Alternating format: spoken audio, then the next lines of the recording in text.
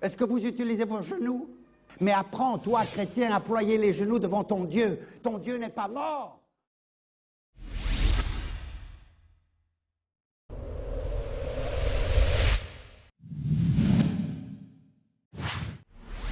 Bien-aimés, c'est l'heure du choix.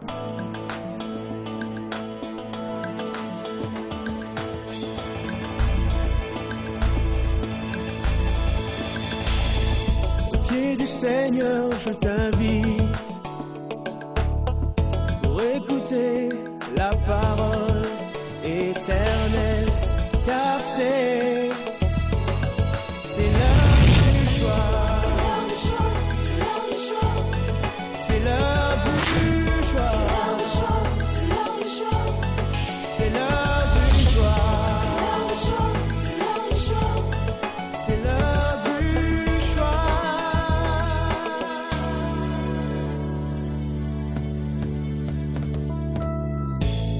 Bon appétit, bon appétit. Amen. Alléluia. Que notre Dieu soit béni, bien-aimés. Nous sommes dans sa présence et nous prenons nos Bibles, nous les ouvrons dans Jean chapitre 4, 35 à 38 et nous proclamerons cette écriture ensemble avec ceux qui veulent bien lire et aussi nous proclamerons Ésaïe 54, verset 2. Jean 4, 35 à 38.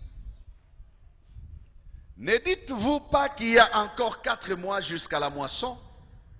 Voici, je vous le dis, levez les yeux et regardez les champs qui déjà blanchissent pour la moisson. Celui qui moissonne reçoit un salaire et amasse des fruits pour la vie éternelle. Afin que celui qui sème et celui qui moissonne se réjouissent ensemble. Car en ceci, ce qu'on dit est vrai. Autre est celui qui sème et autre celui qui moissonne.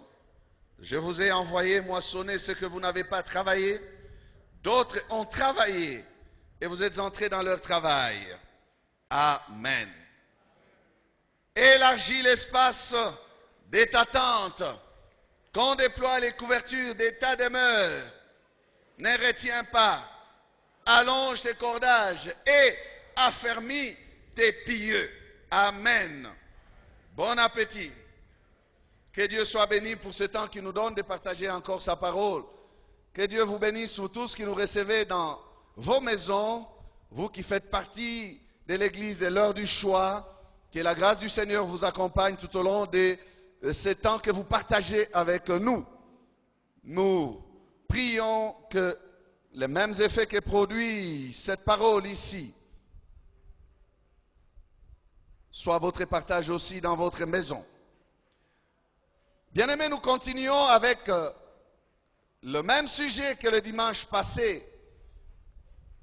S'aimer dans le royaume 2.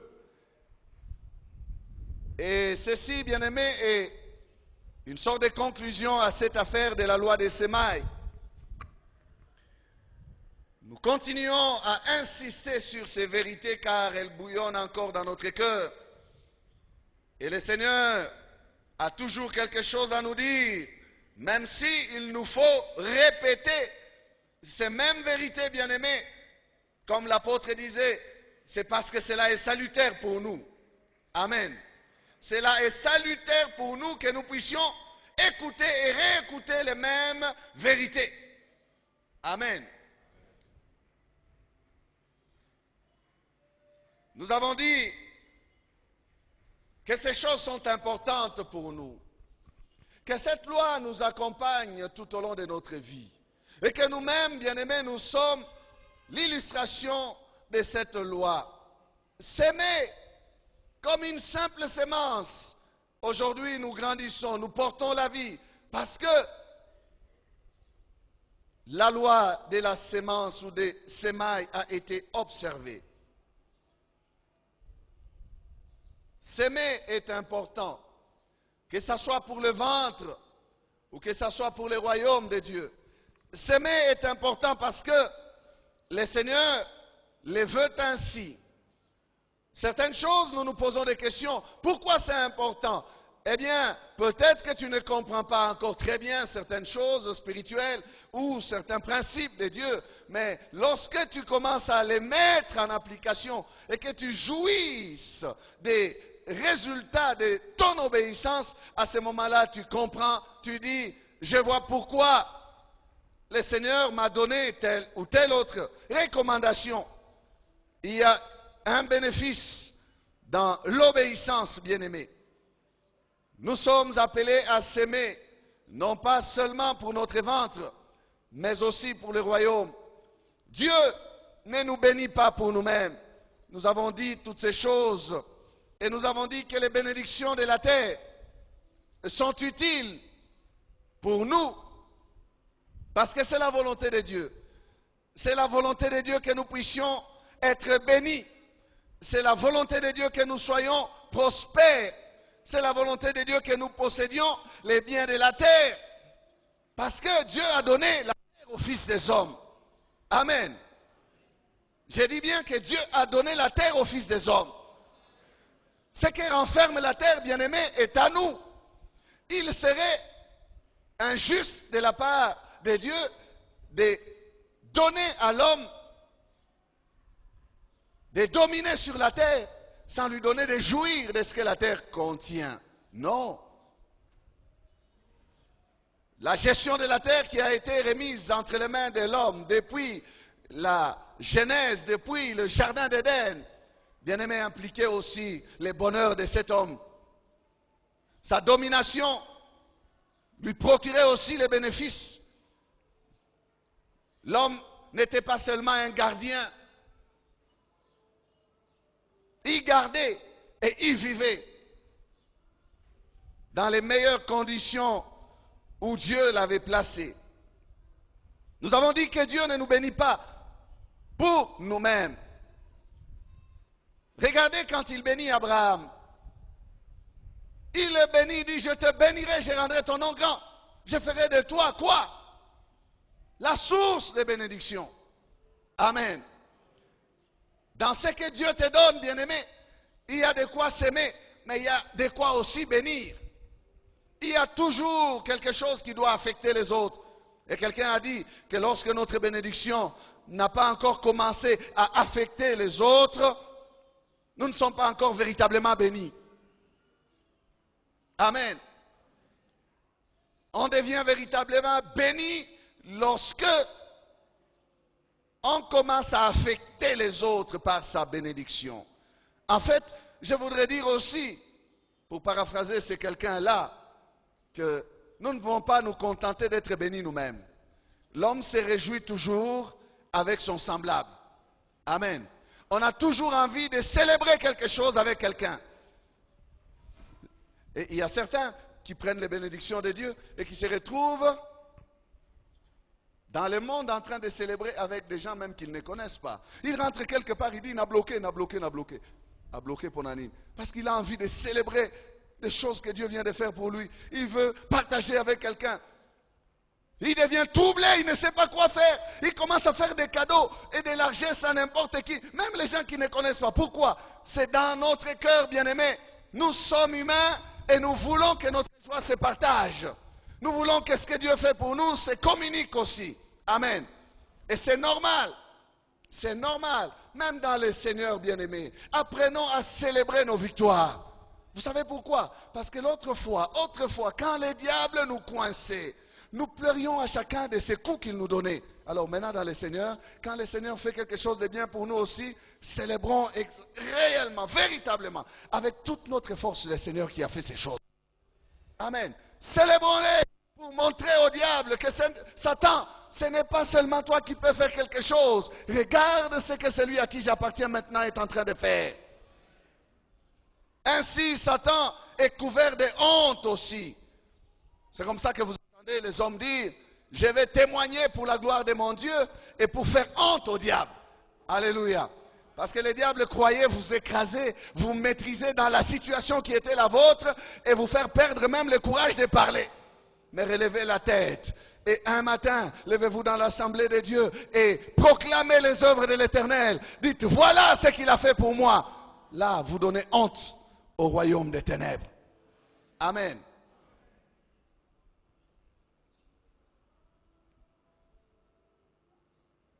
S'aimer pour les ventres n'est pas mauvais, mais s'aimer dans les royaumes, Dieu l'attend de chacun de ses enfants. Nous sommes bien-aimés les membres du corps de Jésus-Christ, l'expression même de sa présence ici-bas. Les royaumes, c'est nous. Alléluia.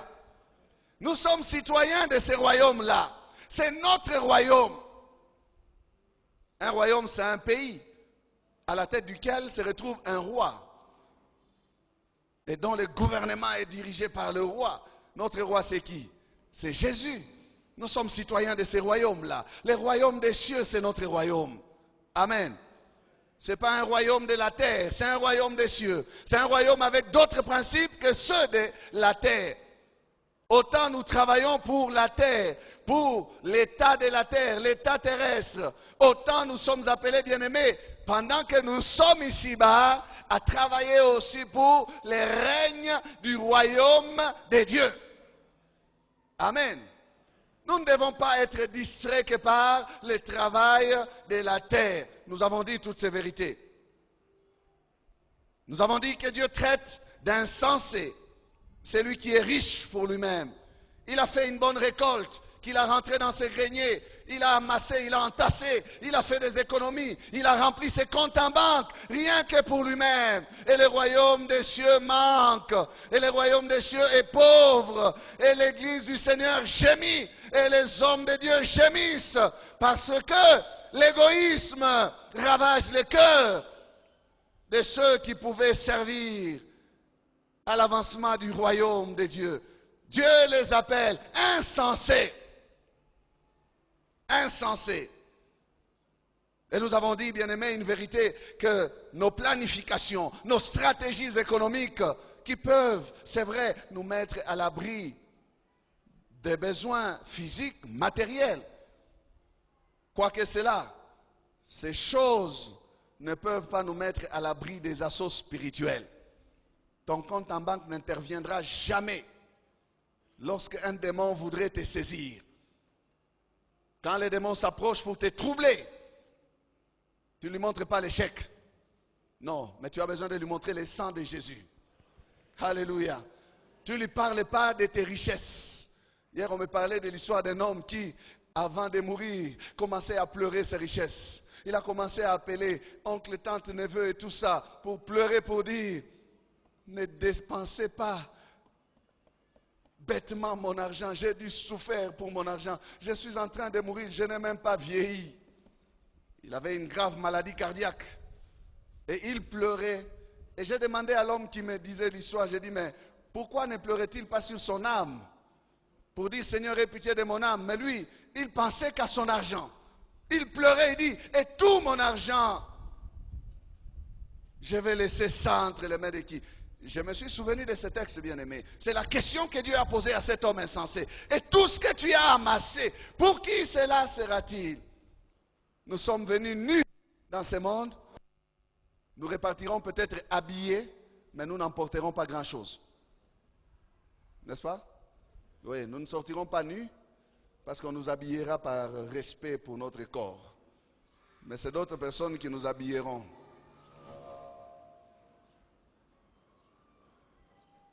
On va sortir.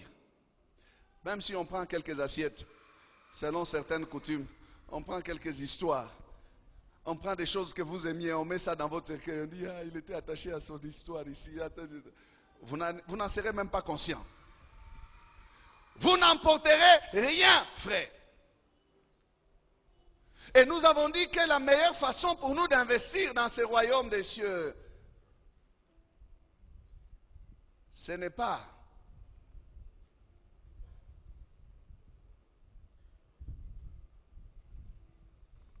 en entassant dans ce monde.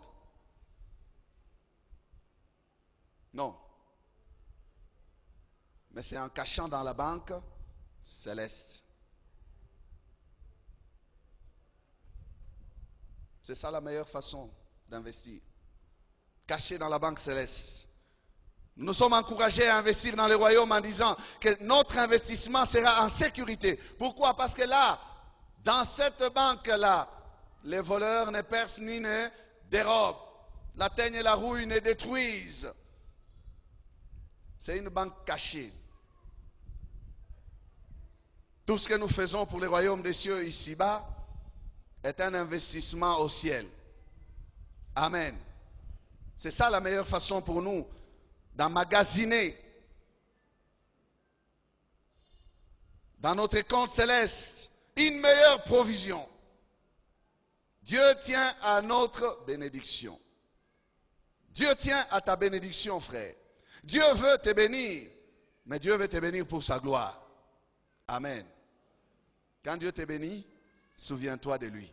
Il disait à Israël, ne dis pas que c'est par ma main, c'est par ma force, c'est par mon courage, c'est par mon intelligence, c'est parce que j'ai des connexions. Moi j'ai un agenda où il y a plein d'adresses. Je suis un homme qui est des relations. J'ai des relations. Non, non. Reconnais que c'est Dieu qui est l'auteur de ces choses. Garde-toi de dire en ton cœur que c'est par la force de ma main. Alors si tu reconnais que c'est Dieu, tu vas célébrer la gloire de Dieu dans ce que tu possèdes.